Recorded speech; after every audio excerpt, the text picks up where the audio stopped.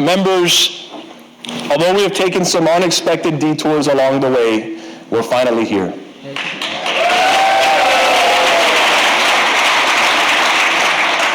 Over the next 60 days, we will execute our constitutional duties, and the choices we make together will shape the future of our state for years or perhaps decades to come. When I spoke to you from this rostrum in November at organization session, I said I would be foregoing the traditional presiding officer game of defining the work of session around a set of my own personal priorities. That this process needed to be less about me and more about we. In nearly every interaction I've had with the press or any appearance I've made before a group since that date, I've been asked the same question.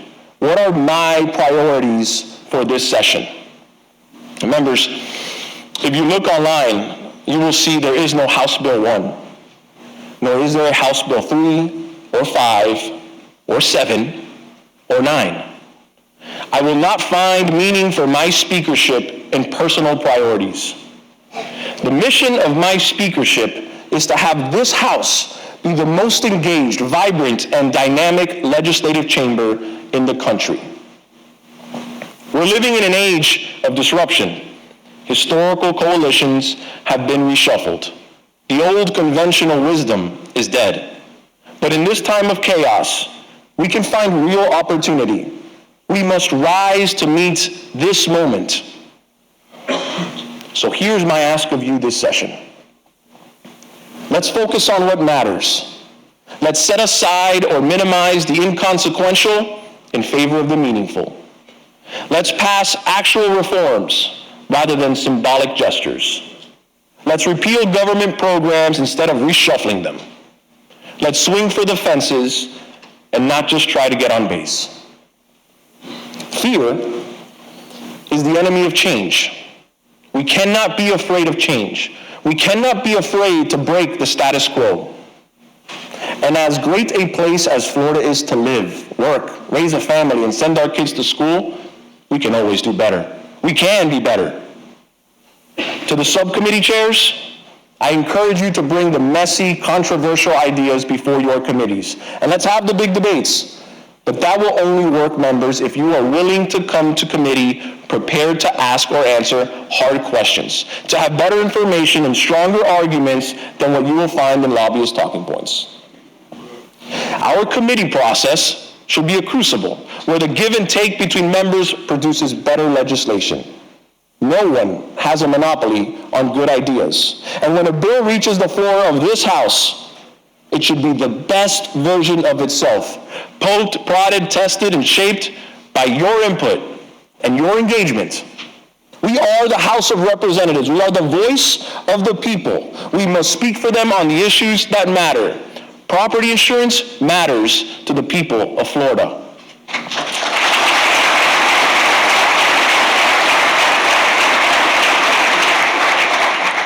A couple of years ago, the insurance industry came to the legislature and said, without sweeping reforms, companies could not compete in Florida.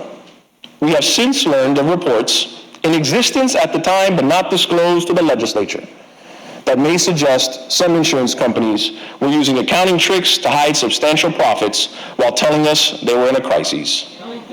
I have asked the Insurance and Banking Subcommittee to conduct hearings, and they will have access to the full range of tools, including issuing subpoenas, putting witnesses under oath, and hiring outside experts.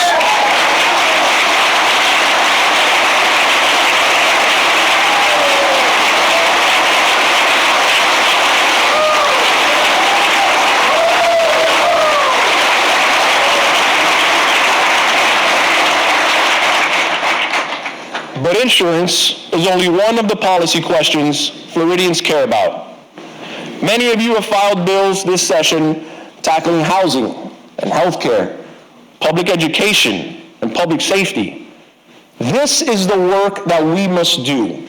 I would encourage all of you to not just focus on your bills, but look at what your colleagues are doing. Lean in and offer to help, because that's how I'm going to be spending my time over the next 60 days. How do we make good bills great? How do we get great bills across the finish line and turned into laws. Together, we can produce policy that will matter to the real lives of the people of Florida. We are the House of Representatives. We are the tellers of truth. We have an obligation to make sure that government works for the people, and it isn't the playground for a group of insiders. Many of you have filed bills this session that tackle the lapses and failures of government at all levels. We are the public's watchdogs. We must never hesitate to curb the excesses of government, eliminate programs that cause more harm than good, and hold officials accountable for abusing their power.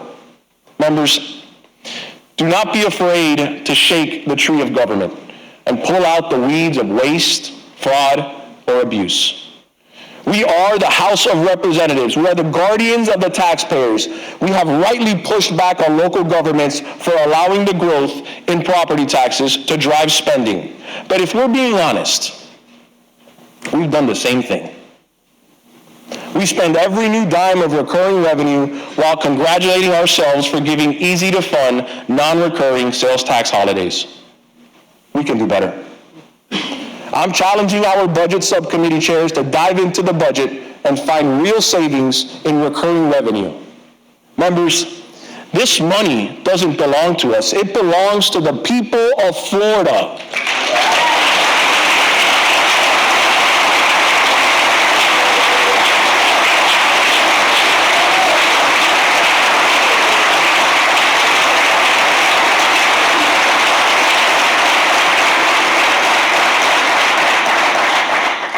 There is no HB1 because the task before us is so much bigger than any one bill or one issue.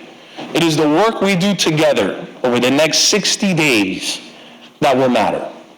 Members, where we find deception, let us bring truth. Where we find waste, let us bring reform. Where there is injustice, let us bring accountability. And where there is despair, let us bring hope.